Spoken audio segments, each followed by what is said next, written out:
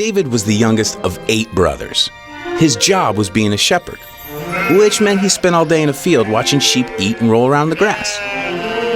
Meanwhile, some of his brothers were off with the Israeli army preparing for war against the Philistines. The Philistines were one of the toughest armies the people of Israel had to fight.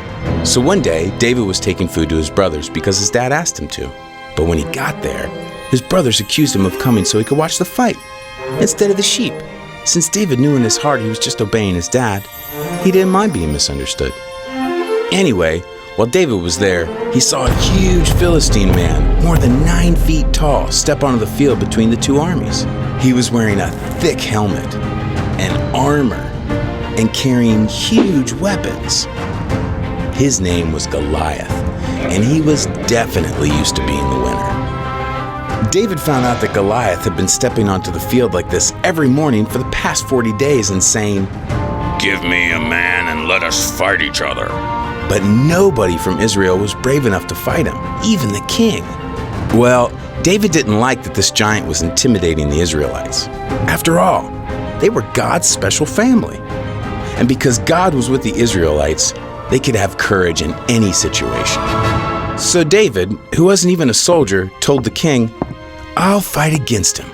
Now, the king thought David was too small, but he really wanted someone to fight Goliath, so he gave in.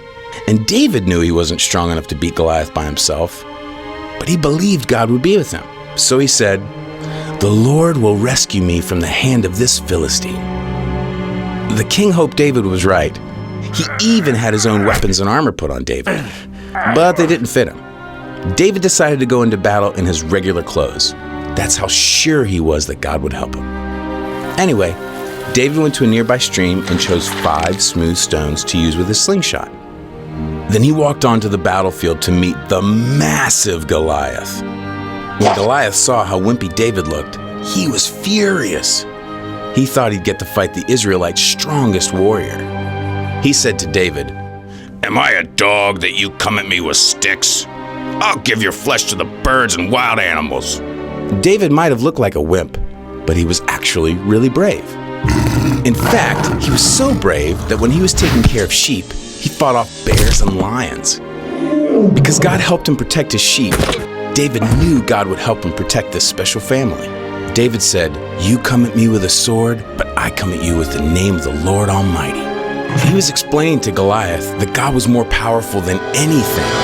He also added that he would feed Goliath's flesh to the birds, which made the giant even more mad. Then David took a stone, put it in the slingshot, and slung it at Goliath.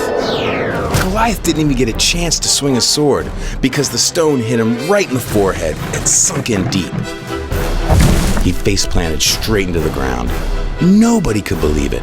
Then David ran over, took hold of the giant's sword, and drew it from the sheath. He took the sword and cut off Goliath's head. David carried the head all the way back to Jerusalem. And when the Philistine army realized Goliath was dead, they started running away like a bunch of scaredy cats. The Israelites chased the Philistines, shouting loudly. They had won. God used David, who was just an average kid, to rescue his people. And that's the story of David and Goliath.